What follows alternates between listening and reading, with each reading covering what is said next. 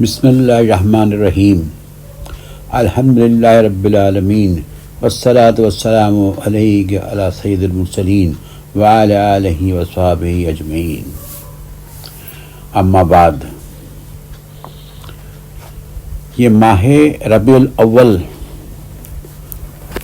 کی ماہ مبارک میں غوث پاک کی 11ویں کا شان غوث کا جو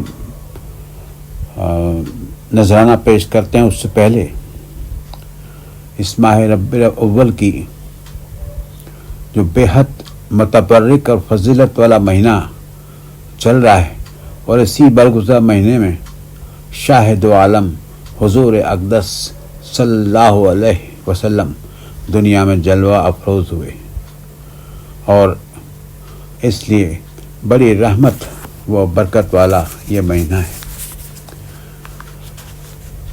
یہ جلوہ گر ماہ نور کو خوش آمدید کرتے ہوئے خیر البصر پر لاکھوں سلام، لاکھوں درود اور لاکھوں سلام. روز ازل جو چمکا تھا نور، محشر میں ہوگا اس کا ظہور. اول سے آخر انہی کا نام، خیر البصر پر لاکھوں سلام. جنوں ملائک تیرے غلام، سب سے سوا ہے تیرا مقام. یاسین و طٰہٰ تیرا ہی نام، خیر البصر پر لاکھوں سلام. نبی کی یاد میں جو دل کو تڑپایا نہیں کرتے، مزہ و زندگی کا اس عمر بھر پایا نہیں کرتے. جو عشق مصطفیٰ میں روزو سب قربان کرتے ہیں، مصیبت میں کیسے بھی آئے وہ گھبرایا نہیں کرتے.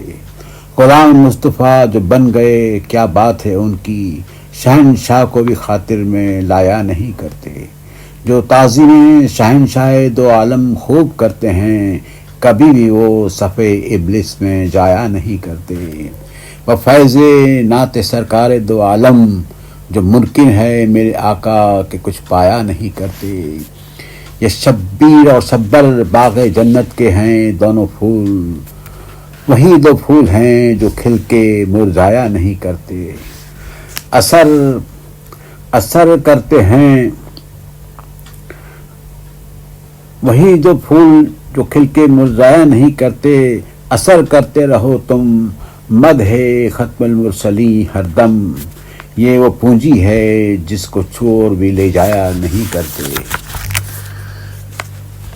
یاد مصطفیٰ میں غوث اعظم کا یہ سلسلہ شروع کرتے ہوئے آپ کی لطف زندگی کا ایک اور آپ کے سامنے میں پیش کر رہا ہوں کہ جو یاد مصطفیٰ سے دل کو بہلایا نہیں کرتے، حقیقت میں لطف زندگی پایا نہیں کرتے.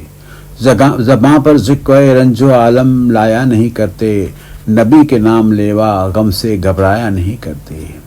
یہ دربار محبت ہے، جو دریائے دربار محمد ہے، یہاں ملتا ہے بن مانگے. ارے ناداں یہ دامن کو پھیلایا نہیں کرتے. ارے وہ نا سمجھ قربان ہو جا ان کے روزے پر، یہ لمحے زندگی میں بار بار آیا نہیں کرتے. جو ان کو دامن رحمت سے وابستہ ہے، کسی کے سامنے وہ ہاتھ پھیلایا نہیں کرتے. حضور صلی اللہ علیہ وسلم کا یہ نورانی ماہ جو اپنے اس ماہ میں غوث لازم دستگیر کی شان میں جو پیش کرتے ہیں، اس قصیدے کی ابتدا کرتے ہوئے اللہم صلی علی سیدنا محمد وعلی آل سیدنا محمد واصحابہ وبارک وسلم. صلی اللہ علی النبی الامی وآلہ صلی اللہ علیہ وسلم. صلوات و سلام علیکہ یا رسول اللہ. صلاۃ السلام پیش کرنے کے بعد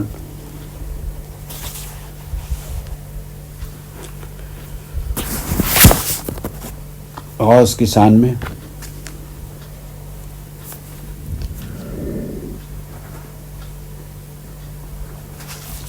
جو چراغ معرفت حضور صلی اللہ علیہ وسلم نے دونوں جہاں کو ایک نورانی تحفہ دیا، اس چراغ معرفت سے دل میں وہ روشنی جلائی غوث اعظم نے، مدینے کا ہمیں راستہ دکھایا غوث اعظم نے، سفینہ جب بھی طوفان کی ضد میں تھا اس امت کا تو بڑھ کر اس کو ساحل سے لگایا غوث اعظم نے، توانائی ادا کی مرد دل کو زندگی بخشی، ولایت میں اونچا رتبہ پایا غوث اعظم نے۔ آپ کی شان میں خطبہ پیش کرتے ہوئے آپ فرماتے ہیں، اے غلام، یہ تیری عبادت حق تعالیٰ کے لیے ہے، تجھے عبادت کی روح پیدا کرنی چاہیے، کیونکہ جب عبادت حق تعالیٰ کے لیے تو تجھے عبادت کی روح پیدا کرنی چاہیے تاکہ حرکت و سکون کے نگہداشت پر حاوی ہو۔ تو اپنے آقا کے در سے بھاگا ہوا غلام ہے، پھر وہیں لوٹ کر جانے میں تیری بھلائی ہے، اسی کے آگے جھکنے، اسی کے احکام پر عمل کرنے، اسی کی قضا و قدر پر صبر کرنے میں ہی تیری کامیابی ہے۔ یہ تیری عبادت کا کمال اور اسی میں سارا اعتدال چھپا ہوا ہے۔ اللہ تعالیٰ نے فرمایا، کیا خدا اپنے بندے کے لیے کافی نہیں ہے؟ جب تیری عبودیت ٹھیک ہو جائے گی تو وہ تجھ سے محبت کرے گا اور تیرے دل میں اسی کی محبت جم جائے گی، اور بغیر تھکن کے اس کے قربے کے خیال سے تجھے لذت ملے گی، اس کے غیر کی صحبت سے تو دور بھاگے گا، تو ہر حالت میں اسی سے راضی ہوگا۔ اگر زمین اپنی فراخی و باوجود، اتنی فراخ ہونے کے باوجود بھی اگر تیرے حق میں تنگ ہو جائے اور رزق کے دروازے کے باوجود اپنی پہنائی کے تجھ پر بند ہو جائے، یعنی تو رزق کا دروازہ دیکھے مگر تیرے سے وہ دروازے تک پہنچ نہیں سکتا ہو، جب بھی تو اس سے تو ناراض نہ ہوگا اور دوسرے کے در کو نہ کھٹکھٹائے گا، تیری حالت موسیٰ علیہ السلام کی طرح ہونی چاہیے جو اپنی ماں کے سوا دوسری عورت کی چھاتی سے منہ لگانے پر کسی طرح راضی نہ ہوتے تھے۔ اللہ تعالیٰ تو ہر چیز کو جاننے والا، حاضر و ناظر ہے، ہر چیز سے قریب ہے، تم کو اس سے بے نیازی ممکن نہیں، مگر ہم یہ سب سمجھتے ہوئے بھی ان باتوں کا انکار کرتے ہیں۔ اس انکار کا نتیجہ کیا ہوگا؟ تم اس کی نعمتوں سے جنہیں خیر کہا گیا ہے محروم رہو گے۔ تم اس کے ساتھ ہو کر بھی صبر کرو، جو صبر کرتا ہے اسی کو قوت ملتی ہے۔ جلد بازی میں بے عقلی ہو جاتی ہے، وہ دلیل ہے، کیونکہ قرآن میں آیا ہے، اے ایمان والو صبر کرو اور باہم مل کر اکٹھا ہو کر بھی صبر کرو اور آپس میں متحدر رہو، یعنی ایک ساتھ رہو، اللہ سے ڈرتے رہو، یہی طریقہ فلاح و کامرانی کا ہے اور کامیابی کا ہے۔ ایسی آیتیں قرآن مجید میں بہت سی جگہ ہے جن میں بتلایا گیا ہے خیر و حکمت، نعمت و دولت، عزت و راحت اچھے اعمال کے بدلے میں تمہارے لیے دنیا میں بھی ہے اور آخرت میں بھی ہے۔ قبروں کی زیارت کرنا بھی ایک بہترین نیکی ہے۔ اس طرح بزرگان دین کی صحبت سے فائزیاب ہونا اعلیٰ درجے کی نیکیوں میں سے ایک ہے۔ آپ واعظ فرمائیں لیکن خود عمل نہ کریں، یا اگر سنیں تو عمل نہ کریں، یہ کوئی پیشہ روحانیت نہیں ہے۔ بزرگوں کا قول ہے کہ 4 باتوں کی وجہ سے تمہاری روح وقار سے خالی ہو جاتی ہے۔ اول، بے علمی کے ساتھ عمل کرنا، یعنی تمہارے پاس کسی چیز کا عمل ہی نہیں ہے، علم ہی نہیں ہے، تو اس کے ساتھ عمل کرنا یعنی اندھادھند کام کرنا۔ دوسرا، علم کے ساتھ بے عملی، اگر علم ہے اور عمل نہیں کرتے، یہ بھی ایک اس کا حصہ ہے۔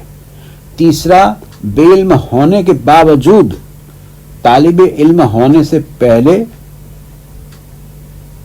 پہلو تہی کرنا، یعنی اگر تمہارے پاس علم نہیں ہے، بے علم ہو، اس کے ہونے کے باوجود طالب علم یعنی ان کے پاس علم سیکھتے پہلے پہلو تہی کرنا، یعنی اپنی پہل کو اس کے ساتھ لے جانا کہ پہلے آپ جانا۔ اور چوتھا ہے طالب علم کی راہ میں روڑے اٹکانا، جو علم کی طلب کرتا ہے اس کے بیچ میں جو راستے میں جو روڑے آتے ہیں اس کو اٹکانا۔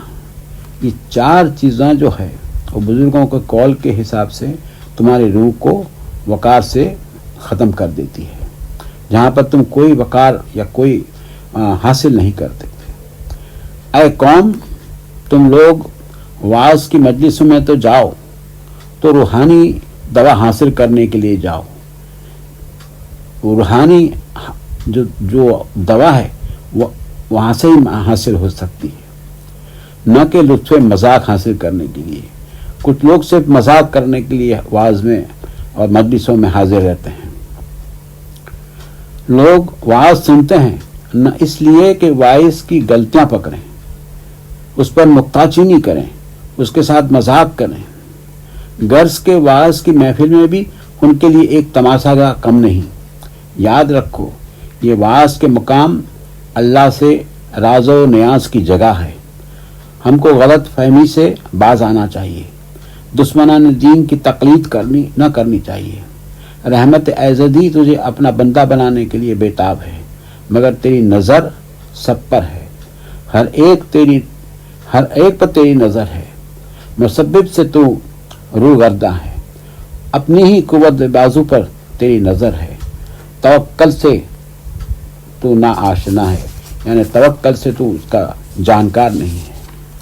جب اللہ کی محبت کسی بندے کے دل میں سکون پیدا کرتی ہے تو وہ اللہ کے نام سے مانوس ہو جاتا ہے۔